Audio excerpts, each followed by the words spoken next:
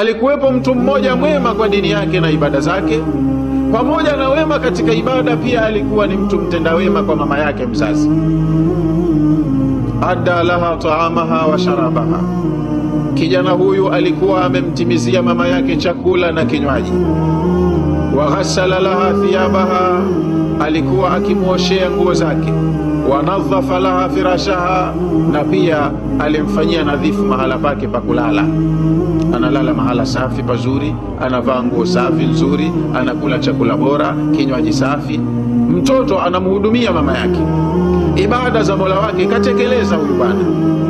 Lakini falamma hadarathu alwafat, alipohudhuriwa na kifo, saa ya mauti imemfikia, akafa, muda wake wa kuishi duniani umemalizika. Laqiya Allah wa huwa alayhi ghadban, kijana huyu mwema alikutana na Allah aliyakuwa Allah ana hasira naye, kamkasirikia. Na tunajua Qur'ani inasema waman yahlil alayhi ghadabi faqad hawa, mtu atakayeondoka duniani akathibitikiwa na hasira zangu, anakufa mimi nimemkasirikia, kwa hakika kaenda patupu, ni motoni. Sasa huyu bwana mwema ibada zote kafanya. Pamoja na ibada kufanya vizuri, alimtendea wema mama yake. Naonyesha baba alifariki zamani, akabaki na mama yake tu peke yake, na mama alikuwa ana mtoto mmoja huyu tu peke yake, mwanamme. Mtoto hana jinsi amhudumie na amtunze mama yake. Kafanya vizuri, ibada katekeleza, na mama yake kamtunza. Lakini alipofariki, Allah alikuwa akakasirika naye. Faqalatil malaikatu, malaika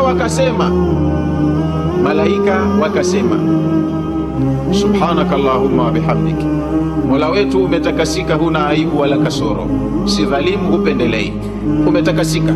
Wanataka udhuru kwanza kabla hawajasema wanalotaka kusema, wanamtakasa Mwenyezi Mungu malaika. Lakini tuna jambo linatupa mushkeli, limetugusa akili zetu.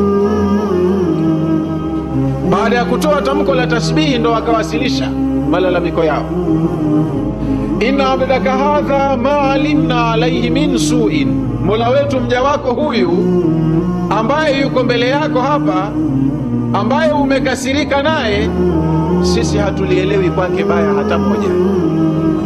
Malaika hao, na malaika wakikushuhudia kwa wema, wewe mtu mwema. Sasa complaint walioipeleka malaika kwa Allah, wanauliza falimadha ghadibta alayhi, kwa nini mtu kama huyu umemkasirikia? Qala Allah ta'ala, Allah mtukufu akasema, ya malaikati antum la ta'lamuna al-ghaiba, malaika wangu nyinyi hamjui ghaibu. Ana alladhi a'lamu al-ghaiba, mimi ndo ninayejua mambo ya siri yaliyojificha. Atadruna limadha ana ghadibun alayhi, hivi ndo tuseme mnajua nini, kwa nini mimi nimemkasirikia? Hawajui, ndo maana wameuliza. Kwa hiyo Allah ikabidi awape malaika wake jawabu. Sababu kubwa iliyopelekea mimi nikasirike naye, pamoja na mengi mazuri aliyofanya, yote mazuri yake yamefutwa na hilo moja. Kwa hiyo huyo ana jambo ambalo nyinyi hamlielewi. Hili ndilo lililopelekea nimkasirikie.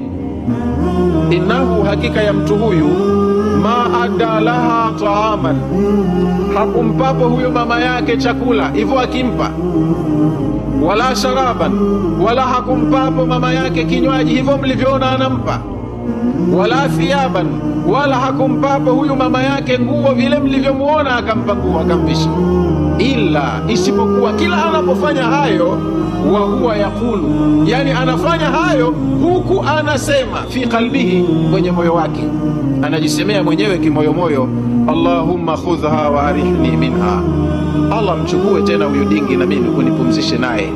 Tutaenda hivi mpaka lini?